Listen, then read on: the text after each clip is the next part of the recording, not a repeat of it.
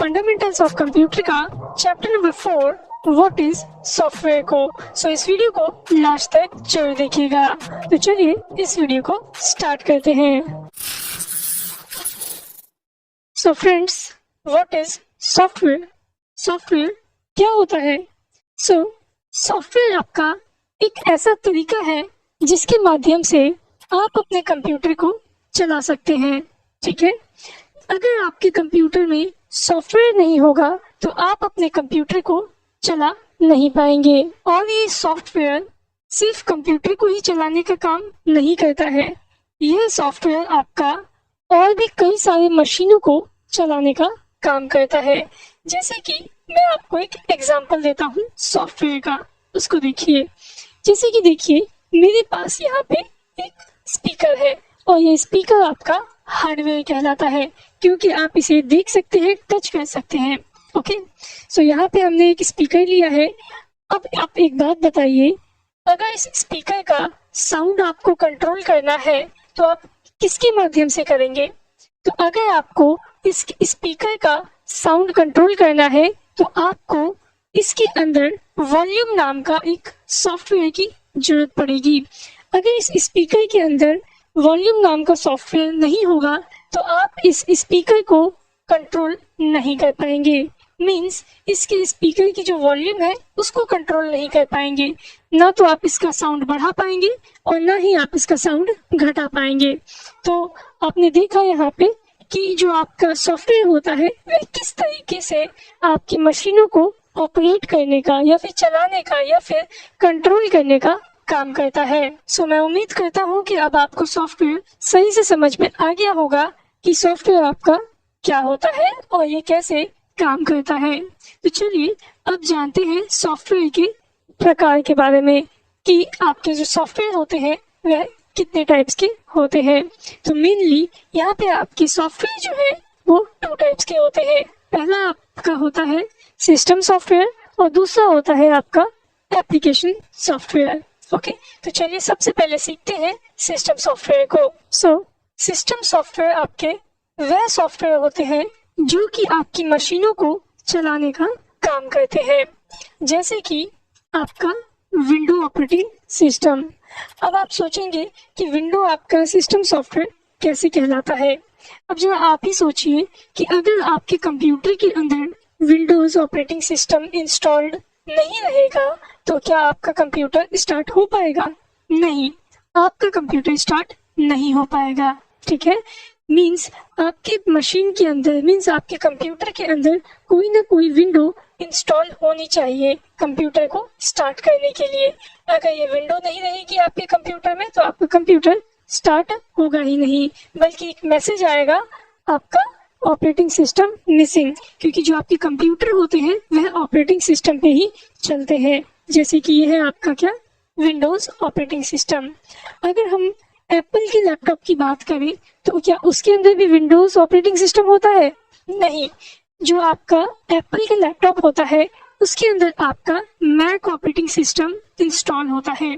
Okay, ये भी window की तरह ही होता है लेकिन इसके अंदर के जो फीचर्स होते हैं वो थोड़े अलग होते हैं और अलग डिजाइन के होते हैं। और ये भी आपका समझ लो विंडो की तरह ही काम करता है। अगर एप्पल के लैपटॉप के अंदर आपका मैक ऑपरेटिंग सिस्टम नहीं होगा तो ये लैपटॉप भी आपके स्टार्ट नहीं होंगे। ओके, और अगर हम आपके फोन की बात करें तो अगर आपके फोन के अंदर एंड्रॉइड ऑपरेटिंग सिस्टम नहीं होगा तो आपका फोन भी स्टार्ट नहीं होगा। जैसे कि आपने कई बार सुना होगा, कुछ लोग कहते हैं कि हमारे फोन का सॉफ्टवेयर चला गया या फिर हमारे फोन का जो सॉफ्टवेयर है वह उड़ गया। तो उससे क्या होता है कि फोन आपका बिल्कुल डेड हो जाता है। सो अगर आपके फोन में एंड्रॉइड ऑपरेटिंग सिस्टम नहीं होगा तो आपका फोन भी डेड हो जाएगा। ओके, सो आई थिंक, उम्मीद करता हूँ कि आपको समझ में आ गया होगा कि जो सिस्टम सॉफ्टवेयर होते हैं वह कितने इम्पोर्टेंट होते हैं आपकी मशीनों के लिए। अगर यह सॉफ्टवेयर ही नहीं होंगे तो आपके जो डिवाइस है वो स्टार्ट ही नहीं होंगे। ओके, जब हम एक और सॉफ्टवेयर की बात करते हैं, सिस्टम सॉफ्टवेयर है वह भी, जिसका नाम है लिनक्स ऑपरेटिंग सिस्टम। अब ये कौन सा ऑपरेटिंग सिस्टम होता है? यह भी समझ लो आप कि ये भी एक तरीके का आपका ऑपरेटिंग सिस्टम है जिसे कि हैकर्स यूज करते हैं। जैसे कि आई थिंक आपने सुना होगा काली लिनक्स आपका एक ऑपरेटिंग सिस्टम है, यूबुंटू भी आपका लिनक्स ऑपरेटिंग सिस्टम है, मैकिंटोश भी आपका लिनक्स ऑपरेटिंग सिस्टम है। तो लिनक्स के भी कई सारे ऑपरेटिंग सिस्टम होते हैं और ये फ्री ऑफ कॉस्ट आपको प्रोवाइड होते हैं, और जो विंडोज़ है वह आपकी पेड होती है। ओके, सो उम्मीद करता हूँ कि अब आपको सभी के सभी जो सिस्टम सॉफ्टवेयर है जो कि मार्केट में अभी लेटेस्ट मतलब यूज होते हैं, काफ़ी पॉपुलर सॉफ्टवेयर है ये सारे के सारे आपके, ठीक है। तो उम्मीद करता हूँ कि आपको समझ में आ गया होगा कि सिस्टम सॉफ्टवेयर कौन कौन से होते हैं और इनका क्या काम होता है। ओके, सो चलिए अब जानते हैं हम एप्लीकेशन सॉफ्टवेयर के बारे में। क्या आपको पता है एप्लीकेशन सॉफ्टवेयर क्या होते हैं? अगर नहीं पता तो मैं आपको बता दूं, जो आपके एप्लीकेशन सॉफ्टवेयर होते हैं वह आपके विंडोज़ के अंदर, एंड्रॉयड के अंदर इंस्टॉल किए जाते हैं। और यह जो सॉफ्टवेयर होते हैं, यह सॉफ्टवेयर हर एक काम के लिए अलग अलग आते हैं। जैसे कि अगर आपको अपने फ़ोन में वीडियो प्ले करना है तो आपको किस सॉफ्टवेयर की जरूरत पड़ेगी? आपको पड़ेगी MX प्लेयर सॉफ्टवेयर की जरूरत, ठीक है। और जो आपका MX प्लेयर है यह आपका एप्लीकेशन सॉफ्टवेयर कहलाता है, ठीक है। बाकी आप लोग इसे शॉर्ट फॉर्म में एप्स बोलते होंगे, लेकिन इसकी जो एप्स की जो फुल फॉर्म है वह एप्लीकेशन सॉफ्टवेयर होती है। सो आई थिंक आपको समझ में आ गया होगा कि एप्लीकेशन सॉफ्टवेयर किसे कहा जाता है। अगर मैं एक और एप्लीकेशन सॉफ्टवेयर की बात करूं जैसे कि पिक्सआर्ट्स, ये जो आपका पिक आर्ट सॉफ्टवेयर है ये किस काम में आता है? ये आपका फोटो एडिटिंग के काम में आता है। लेकिन अगर मैं आपसे कहूँ कि मेरे को फोटो एडिटिंग करनी है MX प्लेयर के अंदर, तो क्या ये पॉसिबल होगा? नहीं, यह आपका पॉसिबल नहीं होगा, क्योंकि जो आपकी एप्लीकेशन सॉफ्टवेयर है ये अलग अलग काम के लिए आते हैं। पिकआर्ट आपका फोटो एडिटिंग के लिए, काइन मास्टर आपका वीडियो एडिटिंग के लिए, और MX प्लेयर आपका वीडियो प्लेयर है जिसके अंदर हम वीडियो को प्ले कर सकते हैं। उसी तरीके से हमारे पास जो विंडोज़ होती है, हमारे कंप्यूटर होता है, उसके अंदर आपके लिए एक आता है माइक्रोसॉफ्ट वर्ड नाम का सॉफ्टवेयर। और इस सॉफ्टवेयर में हम क्या करते हैं, इस सॉफ्टवेयर के अंदर हम टेक्स्ट से रिलेटेड काम करते हैं। जैसे कि आपको कोई लेटर टाइप करना है, रिज्यूमे बनाना है, टेम्पलेट बनाना है, तो ये सब काम आप इस माइक्रोसॉफ्ट वर्ड के अंदर इजीली कर सकते हैं। और भी है हमारे पास कुछ सॉफ्टवेयर जिसका नाम है माइक्रोसॉफ्ट एक्सेल। ये किस काम में आता है? ये आपका डेटा मैनेजमेंट के काम में आता है, डेटा को मैनेज करने के काम में आता है। ओके, आपका स्टॉक मैनेज करना है तो उसके काम में आता है, कुछ कैलकुलेशंस करनी है तो उस काम में आता है। एक तरीके से ये माइक्रोसॉफ्ट एक्सेल आपका स्मॉल अकाउंटिंग सॉफ्टवेयर है।